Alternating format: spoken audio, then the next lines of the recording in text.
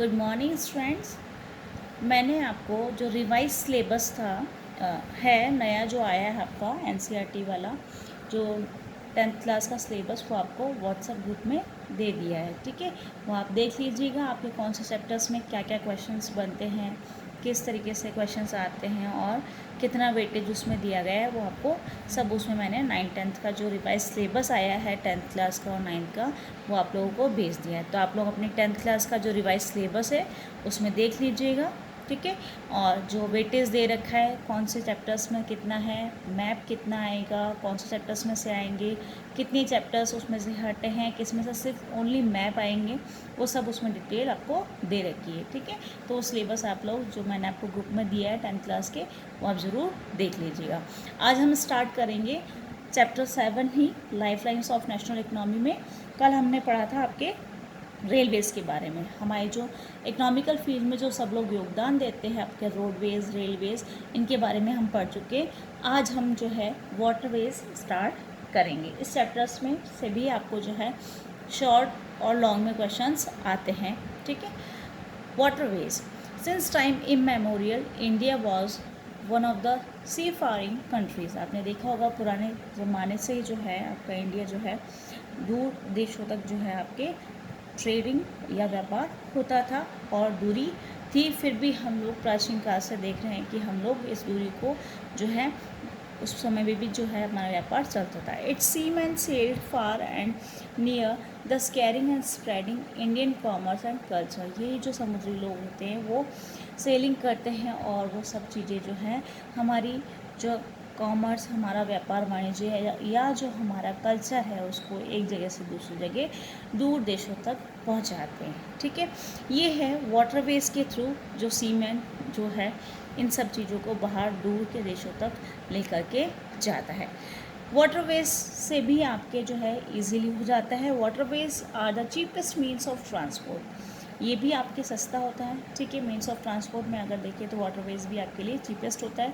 They are most suitable for carrying heavy and bulky goods, बहुत heavy जो आपके goods होते हैं और बहुत बड़ी मात्रा में आपको बहुत सारा एक साथ भेजना हो तो भी आपके लिए सुटेबल होता है। आपने देखा होगा बड़ी बड़ी शिप्स में बहुत सारा मटेरियल जो है आपका गुड्स का जाता है, तो ये हैवी और बल्कि जो मतलब यहाँ पे जो हैवी जो गुड्स होते हैं वो जो भारी होते हैं सामान वो भी, और उसके अलावा बहुत बड़ी मात्रा में अगर आपको भेजना है बहुत सारी मात्रा में तो भी आप वाटरवेज का यूटिलाइज़ कर सकते हैं। तो एक तो चीपेस्ट मीन्स ऑफ ट्रांसपोर्ट भी हो गया और आपके लिए ईजी हो जाता है कि आपके अगर भारी सामान भी हो तो आप लोग बड़ी मात्रा में बहुत सारी मात्रा में एक साथ भेज सकते हैं। क्लियर?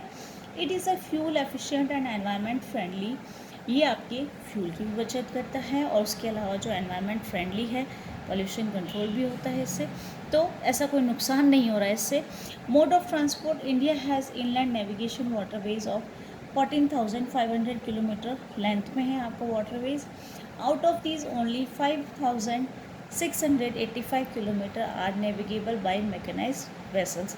ये जो मैकेनाइज्ड वेसल्स जो है ये आपके वो जहाज़ है जो कि मशीन से बनाए गए हैं, उसी से जो है आपका ये सारा जितने किलोमीटर जो है आपका व्यापार वगैरह जो भी होता है वाटरवेज के थ्रू ये जो है इन जहाज़ों से होता है जो कि मशीन से बनाए गए होते हैं।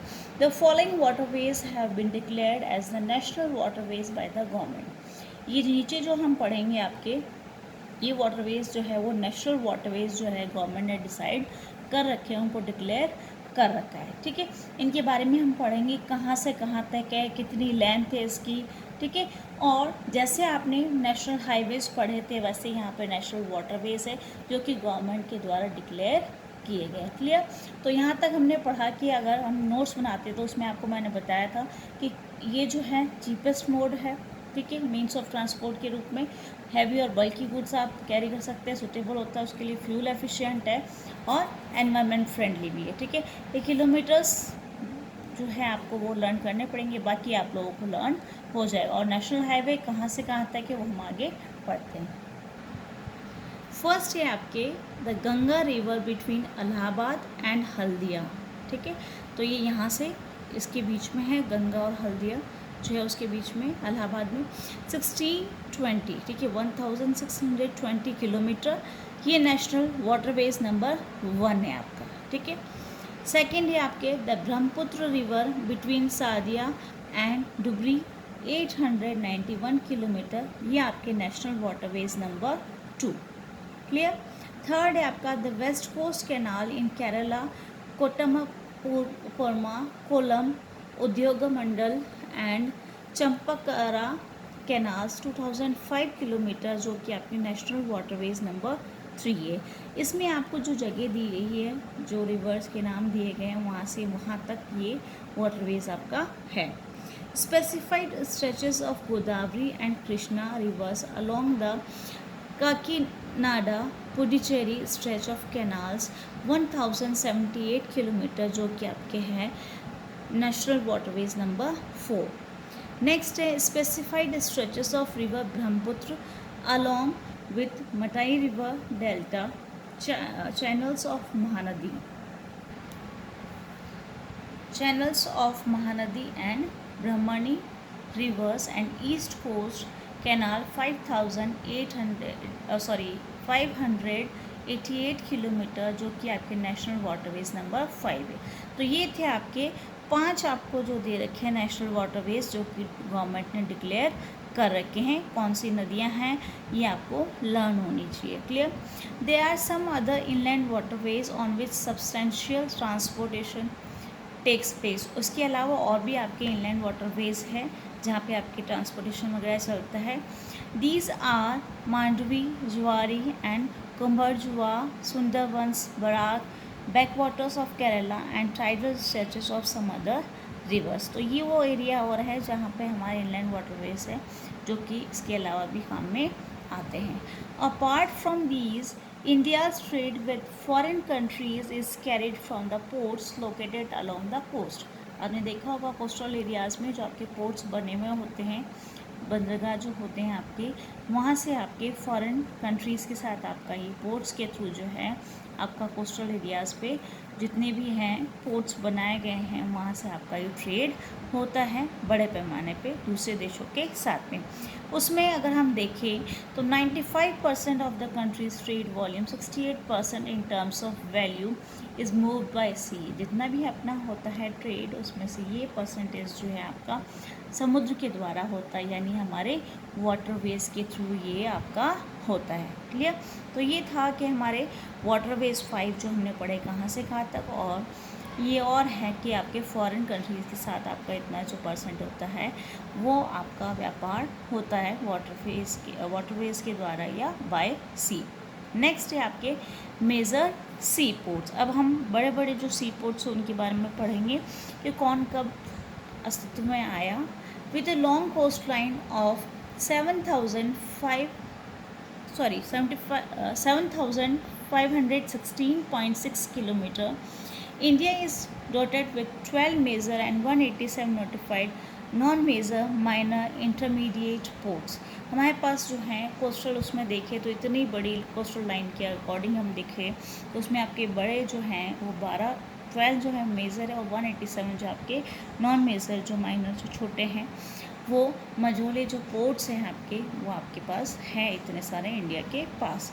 These major ports handle 95% of India's foreign trade. अभी हमने ऊपर बढ़ा था जितना भी है वो 95% जो है फॉरेन ट्रेड हमारा इन पोर्ट से, जो बड़े बड़े मेजर पोर्ट्स हैं हमारे, उनसे हमारा ट्रेड या व्यापार होता है। तो ये 95% आपको लर्न करना है कि फॉरेन ट्रेड जो हम करते हैं वो 95% होता है, जो कि हमारे इन मेजर पोर्ट्स के द्वारा होता है, हमारी जो बंदरगाह है वहाँ से। तो कांडला इन Kutch was the first port developed soon after independence to ease the volume of trade on the Mumbai port in the wake of loss of Karachi port to Pakistan after the partition। जब हमारा partition हुआ था, जब India Pakistan का partition हुआ, तब उस समय जो है फर्स्ट जो है आपका ये जैसे हमको आज़ादी मिली तब ये कांडला बंदरगाह जो है जो कि आपके कच्छ में है, ठीक है, गुजरात की बात कर रहे हैं ये। इसमें आपके जो पोर्ट्स हैं वो लोकेट करने के लिए आपको मैप में आ सकते हैं। तो कांडला इन कच्छ जो कि आपके गुजरात, ठीक है, was the first port develop soon after independence. ये क्वेश्चन आपका इम्पॉर्टेंट बनता है आपके कौन सा कि कांडला ठीक है, कहाँ तो कच्छ और गुजरात। और वो क्या है कि फर्स्ट पोर्ट है आपका जो कि आफ्टर इंडिपेंडेंस, आज़ादी के जस्ट बाद ये पहला पोर्ट आपका जो है बना है। तो इसी तरीके से आपका क्वेश्चन बनता है कि आफ्टर इंडिपेंडेंस तो विच पोर्ट, तो ये फर्स्ट पोर्ट आपका कांडला। ठीक है, to ease the volume of trade, हमारा जो व्यापार होता है वो मुंबई पोर्ट से ज़्यादा होता था, इसलिए उसको भार को कम करने के लिए इस बंदरगाह को हमने और बनाया। क्योंकि हमारा जो कराची पोर्ट जो है वो पाकिस्तान को गया आफ्टर द पार्टीशन। ठीक है, जब हमारा ये था कराची पोर्ट वो पाकिस्तान में चला गया। Kandla is a tidal port, Kandla बंदरगाह जो हमारा टाइडल पोर्ट है। It caters to the convenient handling of exports and imports of highly productive granary and industrial belt. ये जो है आपका बहुत सारे कन्वीनियंट जो आपके आसपास जो भी एक्सपोर्ट्स और इंपोर्ट होते हैं वो बड़ी मात्रा में होता है, जो कि आपके ग्रेनरी या इंडस्ट्रियल बेल्ट है उसको भी आपके पास पहुंचाता है। सब एक्सपोर्ट इंपोर्ट इसके द्वारा हो जाता है, ये सब चीज़ें हैंडल कर लेता है इन सब चीज़ों से। और यही कांडला बंदरगाह जो है इन प्रोडक्टिव ग्रेनरी और इंडस्ट्रियल बेल्ट के द्वारा स्ट्रेचिंग होता है इसका across the states of Jammu and Kashmir, Himachal Pradesh, Punjab, Haryana, Rajasthan and Gujarat. तो ये है कि ये जो आपका बंदरगाह है, ये जो पोर्ट है आपको इन सब चीज़ों से कनेक्ट, इन सब स्टेट के साथ कनेक्टिविटी कर देता है। मुंबई जो है आपका biggest port with spacious natural and well sheltered harbour, जो बंदरगाह है जहाँ पे शिप्स वगैरह रखे भी जाते हैं, तो ये बिगेस्ट पोर्ट आपका मुंबई है। बहुत बड़ी मात्रा में जो है नेचुरल बंदरगाह है आपका ये। The Jawaharlal Nehru port was planned with a view to decongest the Mumbai port. ये जो मुंबई पोर्ट की वजह से जो है उसको कम करने के लिए जो है जवाहरलाल नेहरू पोर्ट जो है वो प्लानिंग की गई थी। Serve as a hub port for this region, ताकि ये यहाँ पे एक हब के रूप में बढ़ जाए इस रीज़न में। नेक्स्ट हम पढ़ेंगे मार्मागांव पोर्ट जो कि आपके गोवा में है। तो ये जो मार्मागांव जो है वो पोर्ट जो है प्रीमियर आयरन और एक्सपोर्ट पोर्ट है आपके कंट्री का। ये मैप में लोकेट करने के लिए आते हैं आपके मुंबई का, मार्मागांव गोवा का, ये सारे जो आपके हैं बंदरगाह, इनको मैप में लोकेट करने के लिए आपके एग्ज़ाम में क्वेश्चंस आते हैं। This port accounts for about 50% of India's iron और एक्सपोर्ट जो है यहाँ से होता है आपके। New Mangalore port located in Karnataka.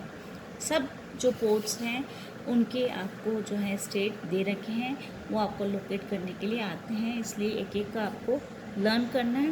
Caterers to the export of iron ore concentrates from Kudremukh mines, ये अंडरलाइन कर लेना कुद्रेमुख माइंस। ठीक है, तो ये सेंटर है जहाँ से आपके कर्नाटका जो न्यू मैंगलोर जो है वो पोर्ट लोकेट किया गया है, ये कुद्रेमुख माइन से कनेक्टिविटी इसकी है। Kochi is the extreme south western port located at the entrance of a lagoon with natural harbour. ये कोची जो है आपका सदर्न वेस्टर्न पोर्ट है, जो कि आपके जहाँ पे एंट्रेंस होता है इन लैगून्स का, जो कि नेचुरल हार्बर है, वहाँ से स्टार्टिंग हो जाती है। नेक्स्ट है आपके moving along the east coast. अगर हम ईस्ट कोस्टल या तटीय इलाकों की तरफ देखें पूर्व में, you will see the extreme south eastern port of Tuticorin जो है वो कि जो कि आपके हैं Tamil Nadu. This port has a natural harbour and rich hinterland, यहाँ पे भी नेचुरल हार्बर और ये रिच है आपके इंटरलैंड में। Thus it has flourishing trade handling of a large variety of cargoes to even our neighbouring countries like Sri Lanka. हमारी जो नेबरिंग कंट्री है श्रीलंका, वहाँ पे ये कार्गोज जो हैं वो हम लोग भेजते हैं, एक्सपोर्ट करते हैं वहाँ पे बड़ी मात्रा में हम लोग, और मालदीव्स में भी भेजते हैं और दूसरी जगहों पे भी हम लोग भेजते हैं। And the coastal regions of India also. Chennai जो है आपका सबसे ओल्डेस्ट और आर्टिफिशियल पोर्ट से आपके कंट्री का, तो क्वेश्चंस बनता है यहाँ पे। तो ये Chennai is one of the oldest artificial ports of the country. It is rank next to Mumbai in terms of the volume of trade and cargo. जितना हमारा ट्रेड होता है उसके रूप में अगर हम देखें तो ये सेकंड नंबर पे आपके आता है मुंबई के बाद में। नेक्स्ट आपके पोर्ट है विशाखापट्टनम, जो कि आपके जो है डीपेस्ट और लैंडलॉक्ड और वेल प्रोटेक्टेड पोर्ट है आपका। क्लियर? तो इस तरीके से आपके वेरी शॉर्ट क्वेश्चंस बनते जाते हैं। This port was originally conceived as an outlet of iron ore exports. यहाँ से जो है आपके ये आयरन और एक्सपोर्ट्स के लिए इम्पॉर्टेंट है।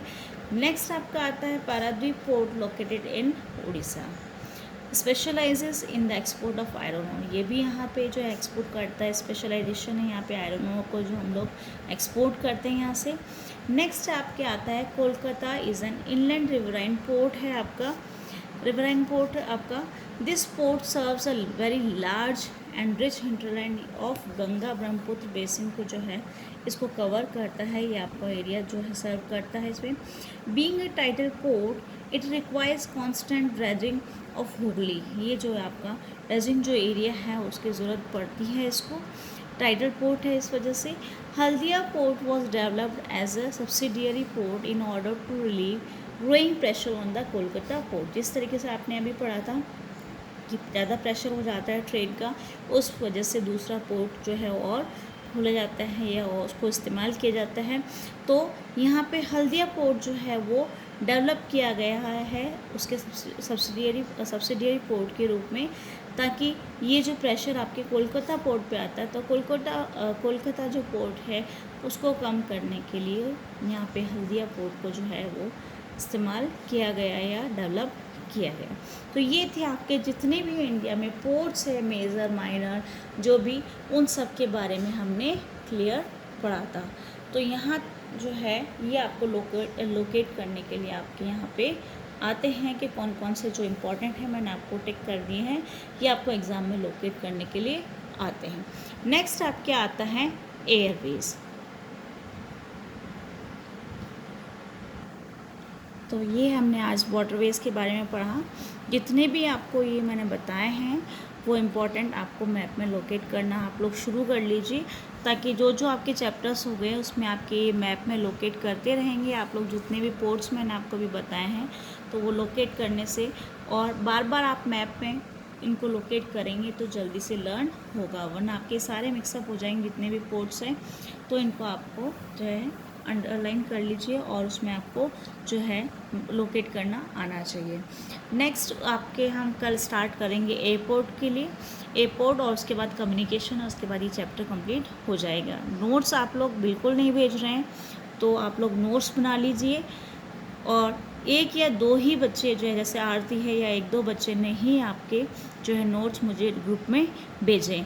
तो कोशिश करिए आप लोग नोट्स भेज दीजिए, जितना मैं पढ़ाती जा रही हूँ साथ साथ भेजते जाइए, क्योंकि पहले भी आप लोगों ने नहीं भेजे नोट्स भेज दीजिए और लर्न करते रहिए, क्योंकि आप पे प्रेशर नहीं होगा। कोर्स कंप्लीट हो रहा है आपका, मैंने सिविक्स ऑलमोस्ट कर दिया पूरा कंप्लीट, इकोनॉमिक्स कर दिया, ज्योग्राफी का आपका लास्ट चैप्टर है, बचा है सिर्फ आपके हिस्ट्री में एक या दो चैप्टर। उसके बाद हम करेंगे आपके ज्योग्राफी में जो भी मैप वाले चैप्टर्स हैं वो वाले, फिर कोर्स कंप्लीट हो जाएगा आपका।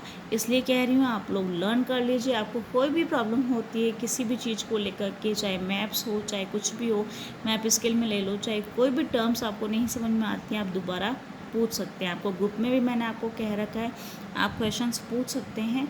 और कल हम आपके स्टार्ट करेंगे एयरवेज और कम्युनिकेशन, उसी में ही आपका चैप्टर लास्ट जो होगा इसका टॉपिक यही है, एयरवेज और कम्युनिकेशन। कल स्टार्ट करेंगे, यहाँ तक कि आपके नोट्स आप लोग ग्रुप में डाल दीजिए। कल हम स्टार्ट करेंगे एयरवेज।